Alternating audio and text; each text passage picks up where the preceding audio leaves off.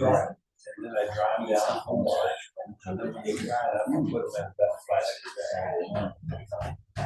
Man, that's kind of gross stuff. And then I go through there, roll out the big pieces, and I take what's left. I was talking about that. All that stuff.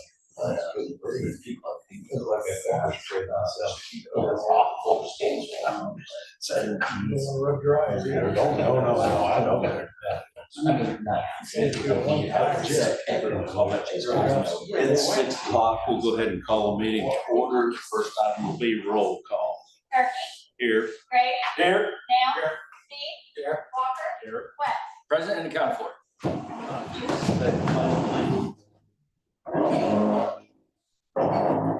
I pledge allegiance to the flag of the United States of America and to the republic for which it stands, one nation, under God, indivisible, with liberty and justice for all. Would you lead us in prayer, John? Sure. Heavenly Father, we ask that you put a hedge of protection around the men and the women of PCAD, alert the ambulance drivers to the dangers of the road, and give the medical personnel the wisdom that they need to treat the citizens that they serve. In Jesus' name, amen. Amen.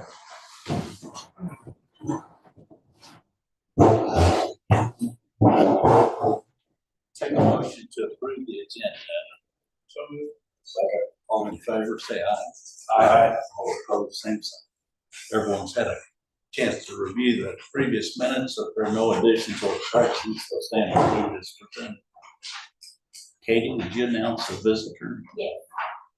So on the far right, we have Ms. Pat Thompson. She's our auditor with Associates. Scott Phillips with Navigate, and our equipment manager, Wesley Pierce. We'll move on to the auditor's report. It's me. Hello, how is everyone? Great, good. How are you? You were passed a draft of the audit. The audit has been finalized. There were no changes from the draft that you received. Short of 1 comma, which I missed, which is inconsequential. You just have to do them again. Our partner seems to find everything. It's just the way she is.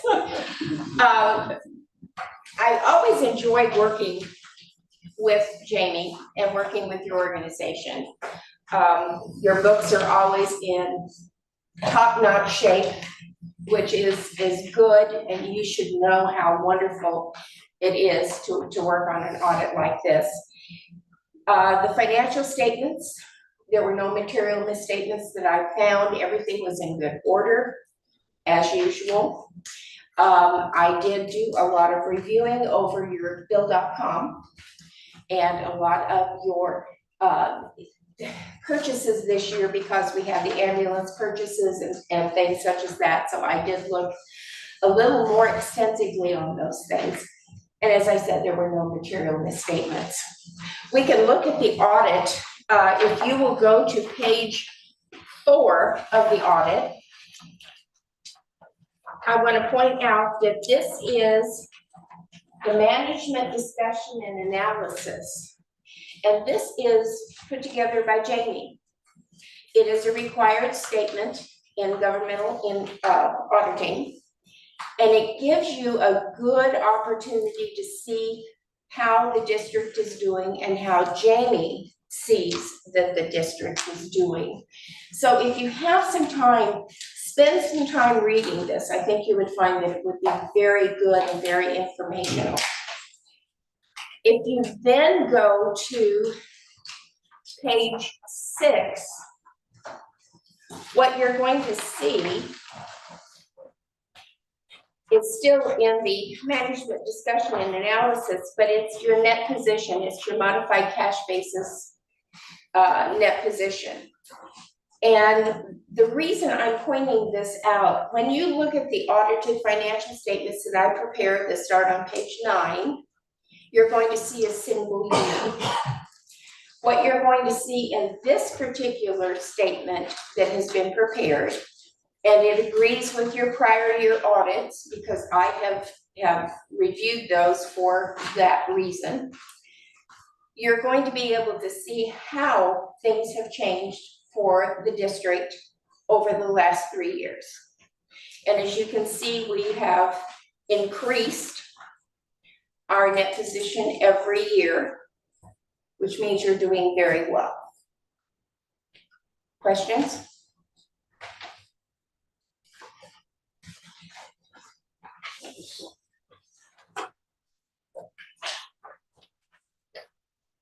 If we go on then to page 9, which I mentioned was the beginning of the audited financial statements that I prepared, these agree without exception to the statements that you're going to see on page 6. The only changes that we have really this year is the addition of that note payable, and that was the equipment that was purchased over a period of time, a period of 5 years. If you look on page 16, there is a discussion of that non-interest bearing note that is with Gold Medical. And what you can see is how that is laid out and your annual payments per year. So at the end of that period, it will be back to 0 unless something else happens and you make another purchase or you have another note payable. Page 10 is always a question, and I know that we have gone through this several times with the way governmental accounting is required to be presented. And what rather than seeing an income statement where you have revenues, expenses, and net income, in governmental, it has to be so that we divide out the operating income and operating expense, and then your non-operating income and expense. And so we do this, and you can see that our operating revenues comes from the service charges that we have, the insurance, the different areas that we have that we bring revenues into the district. But the operating expenses, for the most part, is every operating expense of the district. So we always have an operating loss. It's difficult for us not to, because we rely so heavily on the sales tax that we collect each year. So if you look at the non-operating revenues and expenses, you're going to see that our sales tax was over $4 million this year, which is excellent. And if you look back on Jamie's schedule in the management and discussion, you'll see a comparative there, and it has come up every year for the last 3 years. The end, our change in net position at the end of all this is $1,474,045. That would be your change in basically revenues and expenses in everything.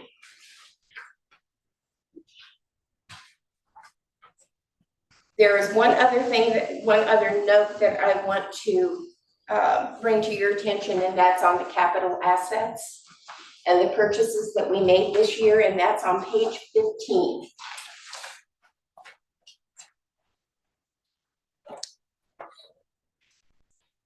And what you're going to see there are the increases and decreases that we made in both our capital assets that are being depreciated and those that are not being depreciated, which would be the land. And we can see that we did have the increase in the land with the purchase of the new land for the new building. And then we also have building improvements and equipment.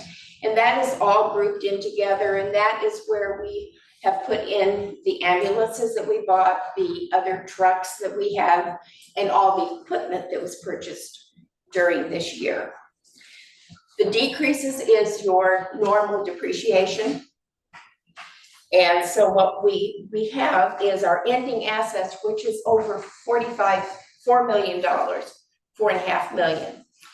If you notice, when you go back, excuse me.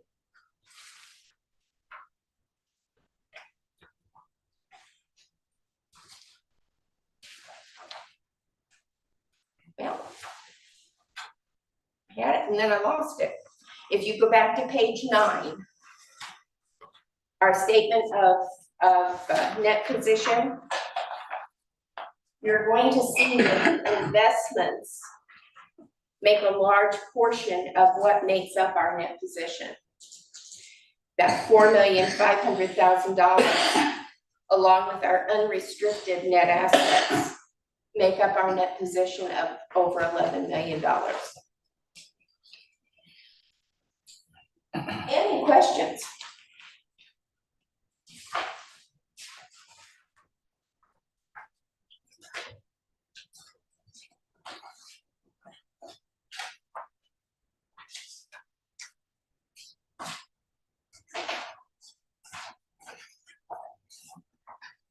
Refresh me what the unrestricted.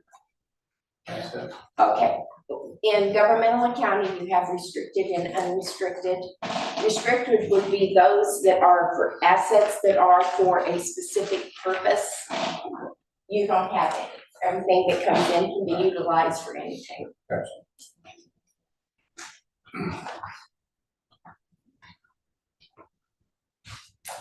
Well, thank you again for giving us the opportunity to work with you. I'm sure that you're familiar with the new law that has been passed by the state of Missouri requiring audits every 3 years. So if you know of any small districts and you feel comfortable with telling them about me and my firm, please do so. We have sent letters out to the small districts. They are required to have an independent audit every 3 years. And because of I do several ambulance districts, so if you know of anybody, please let them know that I'm available and would love to work with them as well. Please, if you have any questions ever, call me. I'm a phone call away. And so I'm always here to answer any questions. And like I said, I do appreciate working with you. And on the flip side, if somebody needs a reference, make sure you mention us, they can give us a phone call. We're more than happy to do it. Oh, fantastic. Thank you. I appreciate that very, very much. Thank you. Thank you. Thanks, Pat. You're welcome. So we need to approve the audit. There was no public comments sent in, so we'll move on to the officer's report, financial report. So on page 3. Happy to show you how great our sales tax was the last 3 years, but this year so far not so much. It's down about 60,000 so far year to date, which is 2.5%. Any questions on that? Can you make it go up? I cannot. Yeah, you can. You spend more money on it. I cannot spend that much money. I don't have that much money. All right, page 6. Balance sheet current year, prior year. And you can see that difference there in the variance column. The unrestricted net assets the same as what she had on her audit. Our change in fund balance so far this year is $560,295. And I expected the building that it's gonna decrease dramatically. So, any questions on that? Page 7, some profit and loss year-to-date comparison. This year-to-date versus last year-to-date variances. Any questions on any of that? You can see service fees are still a favorable variance over last year, 346,000. GMT revenue, again, that's just due to their timing difference. Any other questions on that? Page 8 is just the income versus expenses chart.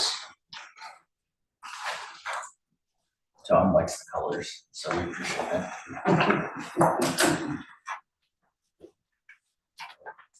There's more colors. You won't like these colors. These colors are okay. Page 9, this is our budget versus actuals year to date, so it's just the year to date budget numbers, not the full budget for the year. Favorable variance on operating revenue, about 3.2%, 155,000. IT, we talked about that last time. That is over budget due to the switch in the PCR. Training, I think that's just timing, why the training looks like it's over budget at this point. Any other questions on that? We'll have all the details on the pages following. Okay. Page 10, this is the budget versus actuals for the entire budget. So we should be at 50% since we're halfway through the year. Same favorable variance, of 55%, so about 5% compared to the year or the annual budget. Ambulance and vehicle maintenance, that is slightly over. And again, the IT.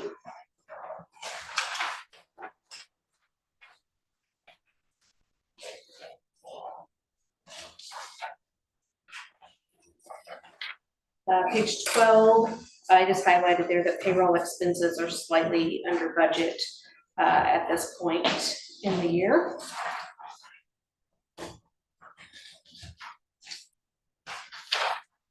And then total operating expenses, again, are at about 40% of our annual budget.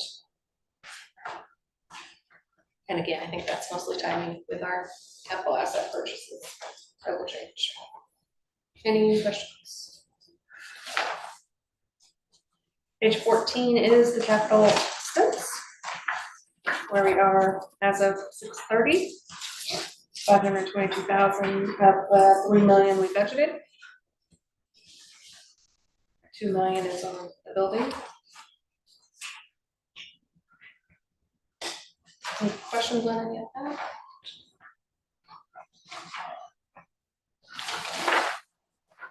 Okay. Page 15 is our profit and loss by class. That's where we allocate out to Windsor. You can see as of June 30th, Windsor still a favorable ending change in fund balance at 229,000.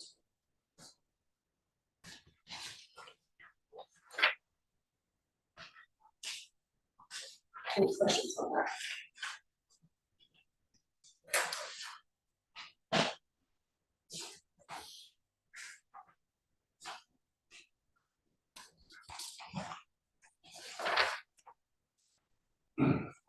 Page 16 is bank balances as of July 16th versus June 18th. On the top half, $131,000 increase. On the bottom is June 16th, 2025 compared to the prior year, change of 789,000. Pages 17 through 20 is the check register.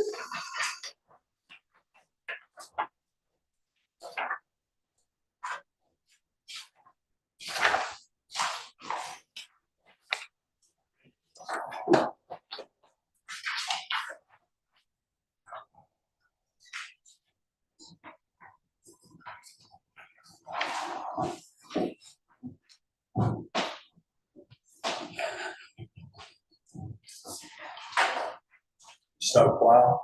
Yeah, I was gonna say, is it storming?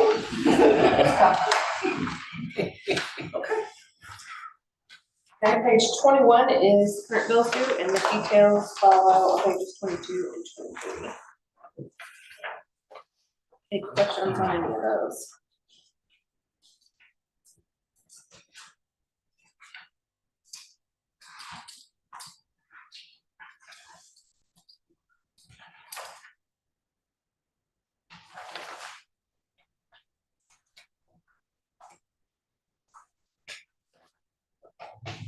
No, I think that is the end of my report.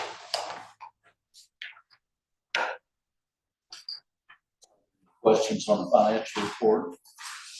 If not, I'll take a motion to approve payment of the outstanding bills. Second. All in favor, say aye. All opposed, same sign.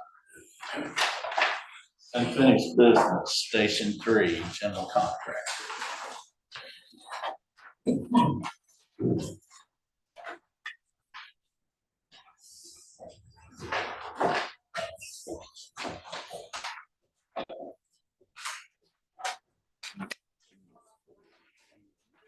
So just wanted to share an update with you on the contractor recommendation for the Pettis County Ambulance District Base Station number 3 project. So a lot of this information in the memo we talked about last time, I'll go back through it, and if you have any additional questions, happy to answer those at the end. Solicited bid proposals for the base station on June 11th. We did make notice of bid advertisement in the Sedalia Democrat for the requirement. Then held a pre-bid meeting here in this room on the 17th. Give contractors some information about the project, let them network with subcontractors that are interested with the project. Then gave them an opportunity to go by the site afterwards. There were 9 contractors in attendance of the 54 that we reached out to during the bidding phase. Of those 9, 7 of them did submit a bid on July 2nd. Those 7 were Kate Hills Construction, Coyle Construction, Dan Bailey Construction, McAllister Construction, PCE Construction, Pros Builders, and Reinhardt Construction. Of those 7, we interviewed the low 3 bidders. That included McAllister Construction, PCE Construction, and Reinhardt Construction. After performing the interviews, we went back and made sure we reviewed everything. There was a couple items and action items that stemmed from those interviews that we ran down, got all of those resolved, and project team before an evaluation of all that information and recommending proceeding with McAllister Construction for the base station at a total bid price of $2,055,000. That does include a performance and payment bond and a base bid for the scope. That number probably looks a little bit different than the number we spoke about 2 weeks ago, and that's because we, per review, going through the final contract review with the attorney, they asked us to take out that $25,000 allowance that we had in the contract, so that just got converted from that allowance impact and contingency. So it's going to be used the same way, and just kind of give us a way to expedite changes if something came up in the field. Still have full control. Would have had full control over that, but just have to come back to you guys to get things approved for that. But nothing changed in terms of the price. Then this is the breakdown of each one of the bids. I did pull out the allowance out of those, so you can see how that shook out without that $25,000 in that. But yeah, that's it. Any questions, concerns? Do they intend to break ground before August 1st? No, they will not break I knew end of July wasn't going to work. ground. They are anticipating, based on the conversation I had with them today, probably mobilizing the site right around the end of August, end of August. End of August, so that, but they're going to be dried in by winter. That is their plan, yes.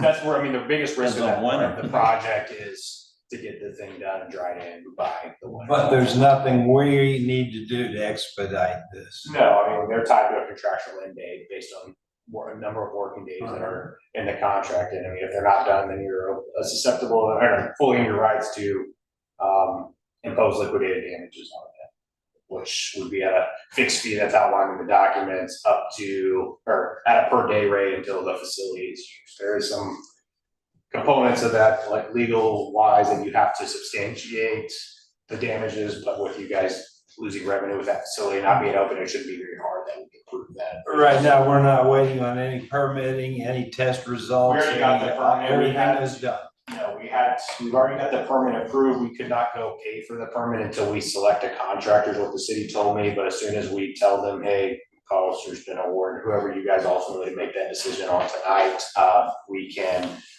have them finalize that, and we can go send a drop off a check to them for them to pick up the permit. But everything has been approved in terms of the review period. Is it a state fair that delays it until the end of August? That was their concern. He said this town kind of shuts down kind of in that middle of August. So their plan was to mobilize immediately thereafter. They still had intentions to get started on submittals and paperwork stuff, because that stuff's got lead times associated, but trying to get out of the way of all the fair festivities was their plan. The Yeah, moment that's was just- thereafter.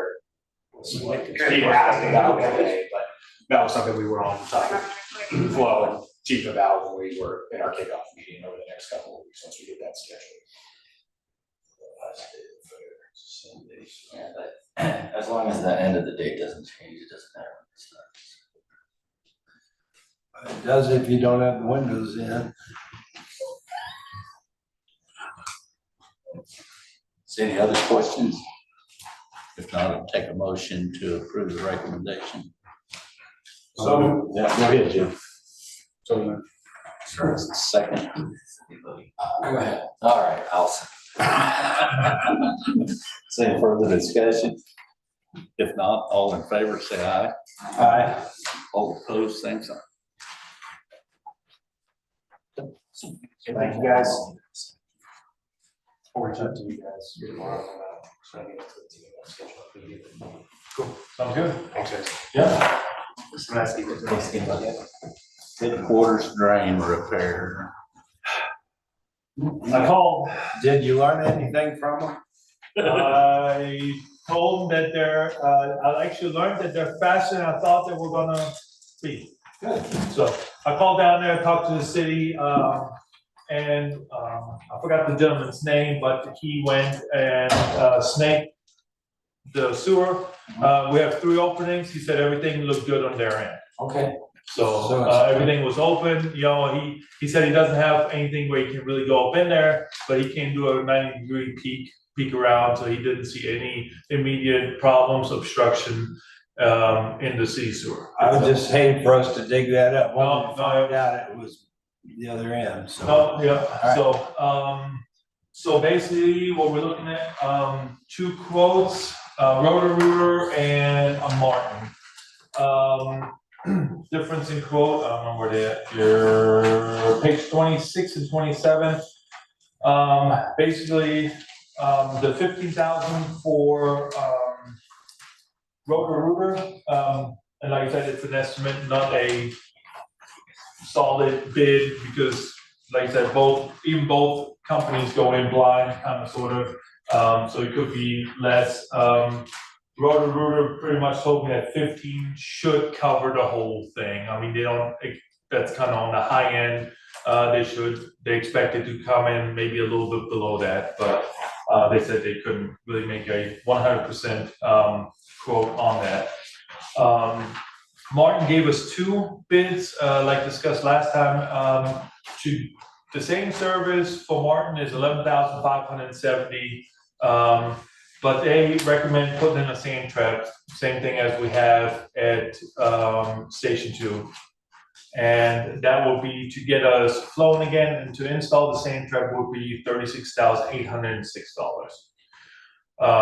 So I guess the discussion will be how long we're gonna be in that building. I think maybe a sand trap, I know it's more money, but it would probably benefit us putting one in where we can just suck the sand trap out every, 6 months or 3 months, and maybe not have the problems that we had since we took the building over. So how long have we been in the building? Almost 10 years. 10 years, It's yeah. Close. 2016, wasn't it? 14. 14, no, so more than 10 years. Yeah. And I would say And how long was Butternut in the building? I have no idea. And did they use the same sewer? I have no idea. And it well, was without a I know- sand trap. Well, I mean, they didn't use the bay Yeah, area like we yeah. used the bay. I I mean, understand and we added the trench drains after we after we moved in the building. and we've, I don't need to put a $36,000 sand trap in there and then walk away from it for the next guy. sure. If And I mean, that's- we're not gonna use that building, if we got by 10 years before it plugged that. Yeah. I mean, the other thing is I would say we probably had Roto-Rooter out. She told me the breakdown, I didn't write it down, but I think, some years we've been, sometimes we had about twice a year at about $1,000 a pop. And we went a year or 2 without, so I'll probably think on those drains, we spent I would say a good $5,000 on snaking them in the past 10 years, I would say. So we have had issues over the 10 years. Yeah. It's not something that just now No. occurred. No, we had continuous issues over the past 10 years, I would say probably once a year or so. Sometimes we went 1 year without, but then sometimes we went twice in 1 year. So I would say an average of once per year, we have Roto-Rooter out and get those things jetted. And you said that when there's issues, y'all have to squeegee all the water into the drain and. Well, that was previous. Before we cut all the French drains, there was only 3 drains in the whole garage. And we had to basically chase water because it was a butternut building, it wasn't designed to wash ambulances. Put the drain in the middle of the road instead of the low spot? Yeah, and there's rise and fall over that garage every which way. So we kind of looked at that and that's why we put those drains in. But, there's no real good fall to those drains at all either. They're pretty slow draining at best on a good day. So you think if Roto-Rooter got the contract at 15 instead of this other guy at 11 and a half, that they'd throw in a cleaning or two? Well, actually, they said if they get the bid, we still have an outstanding balance with them for coming and jetting the last time, which is, I think, $1,500, that they would not charge us that $1,500. So that brings them down to 13.5. 35, yeah, 13.5. And they're also our vendor of choice for. Yes, but they have the best jet in Sedalia. They have the strongest jet. But if you do the Roto-Rooter thing, we don't get the sand separator or sand trap.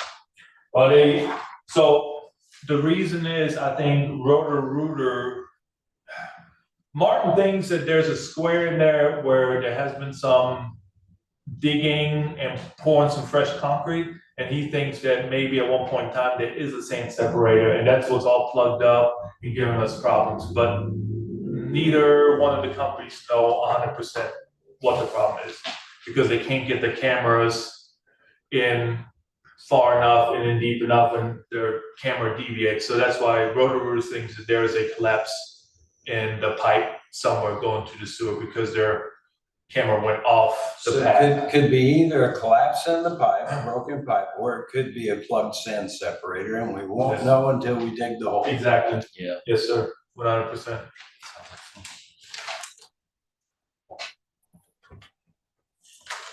I don't know anything about either company myself. You do, you know about Roto-Rooter. You had any dealing with Martins? No, Martin was recommended by our Xylers. They do Fire and Ice, our air conditioner guy. I kind of asked around some because I didn't really know who does all the plumbing, and that's something that they recommended. And then we called our usual guys in the yellow pages on the phone. What are yellow pages? So That's neighbor. Is it? Okay. Reputable? yeah, it's a father-son operation from what I've gathered when they came out. Really nice. Yeah. We heat back up every year, so, especially if we have 6 back.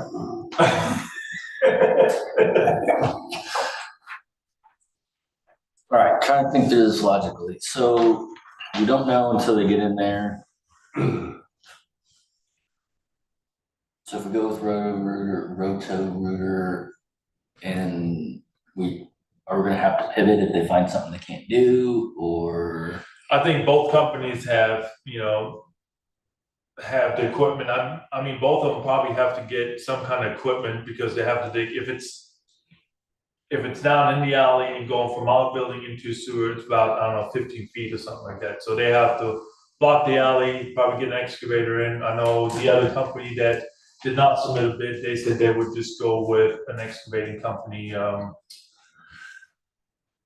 C&E, come out and actually dig and shore it and get it done. So, and like I said, it could be as easy as cutting the concrete and finding the plug elbow on a broken pipe and fixing it, and we might just be in it for $3 or $5 grand, But it could be that if it's if they have to dig the whole alley and get down to sewer and replace everything, all the pipe, then we're looking at that 11 to 15,000.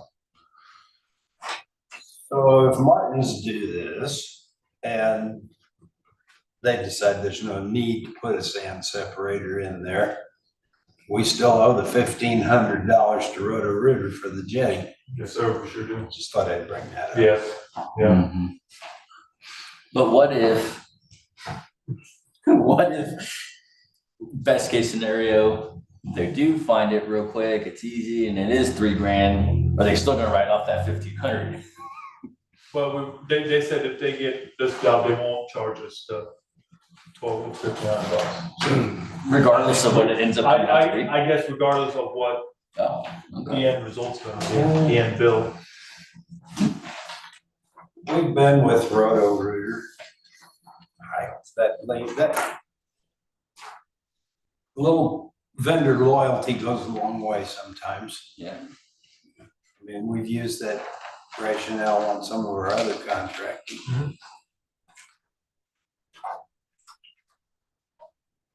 So actually,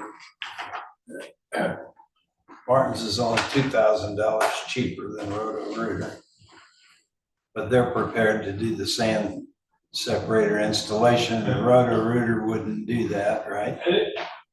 They probably will do it, they just didn't think it was necessary, or they didn't include it in the quote. It was just something that Martin thought, when he snaked or used his camera, that he thought there might be a sand separator already there.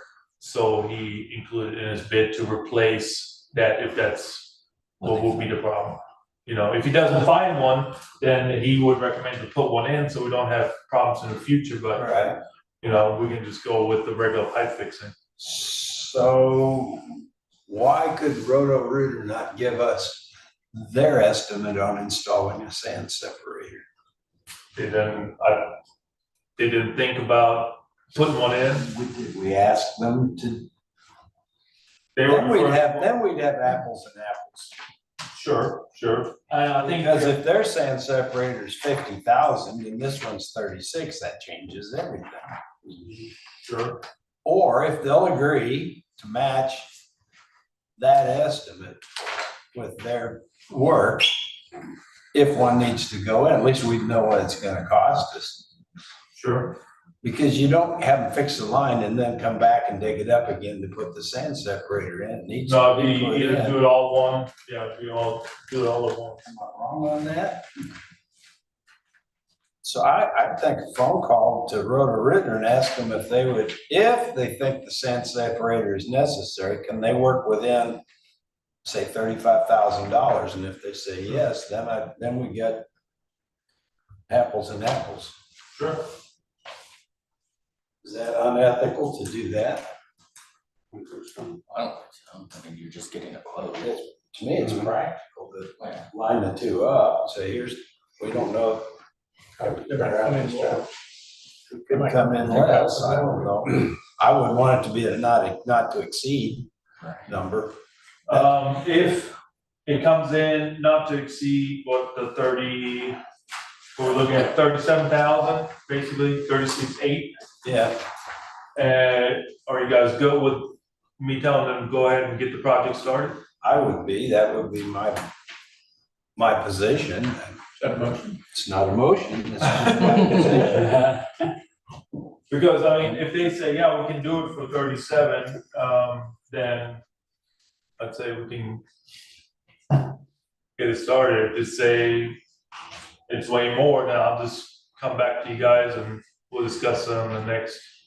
Before we even go that far though, even if Roto-Rooter does come back and say they can match, or if they come back, we won't say match, if they come back under, are we even planning on doing the sand separator?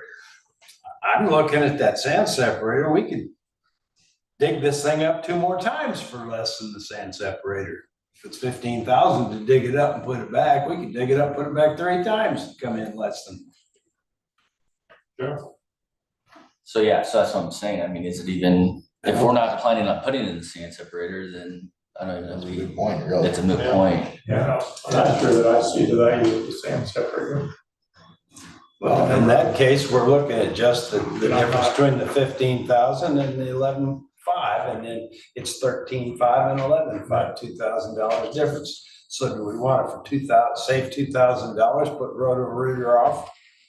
I don't know. But We used them a lot. we also have to remember though, and it's so eloquently put, could be more, could be less. Yes. So it could be less. Yes. It is. Could be.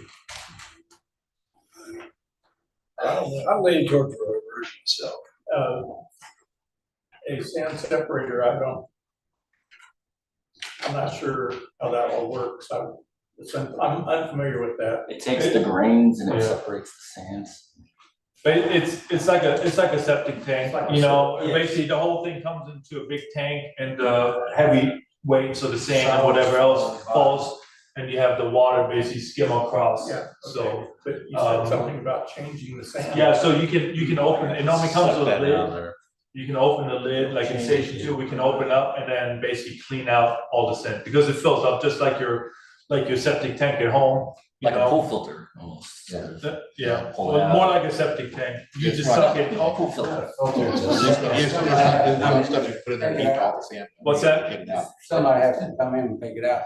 No, we do it. We just use a wet shop vac and we basically suck out the whole thing and dispose of the So it's not a whole sand. lot of sand then. No, I mean, during the winter time, it's more because you have the road grime and this, that, and the other on the trucks, you know, so it's a little bit more in the. Sounds like a lot for just a small amount. What's that? Sounds like a lot of money just for a small tract. Yeah, it is. And we can't just blow it out to the street. If it doesn't have We sand, can, well, we can, right now we can't because. the fire department over here. You know, all I'm thinking right now is Christmas vacation, when he's outside of the house. Eddie? Oh my God.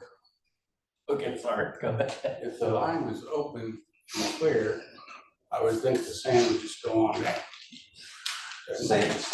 Settle out. That's perfect. Force some water down. And the thing is, you know, there could have been a problem from the get-go that's just been exacerbated over the last 10 years, you know? There could have been, because we never inspected lines when we bought the building, so it could have already been a problem there, and there's always been something there, because normally you shouldn't have the problems we had. They dig it up and find a broken clay tile in there, then problem solved, just putting the new line in. Because the new line will be scheduled 40, and then that sand will move through there better. Yeah, so, you know, there could have been something. Which would be sewer pipe, that's 80. So. Yeah, I was familiar with grease traps in a restaurant, but not sand traps. Only sand traps I got is on the golf course, So do we have a motion to go with? I would make the motion to contract services from Roto-Rooter. and I will second that. Is there any further discussion? If not, all in favor, say aye. All opposed, same sign. Thank you. Grown up. Yeah, the chances of us moving to another location are pretty slim, aren't they? I mean, I don't, For a while. isn't this a fairly decent location as far as the headquarters downtown? It's nice location. You're close to City Hall and fire and police. I mean, everyone, yeah. I mean, seems like an ideal location. The building's old, but it's almost new after all the money we put in. It's vintage, it's vintage. Retro vintage. Moving on to the transit vans. I got a hold of them and requested a quote on a new bill. I still haven't got one yet, so hopefully I'll send it to you guys the next meeting.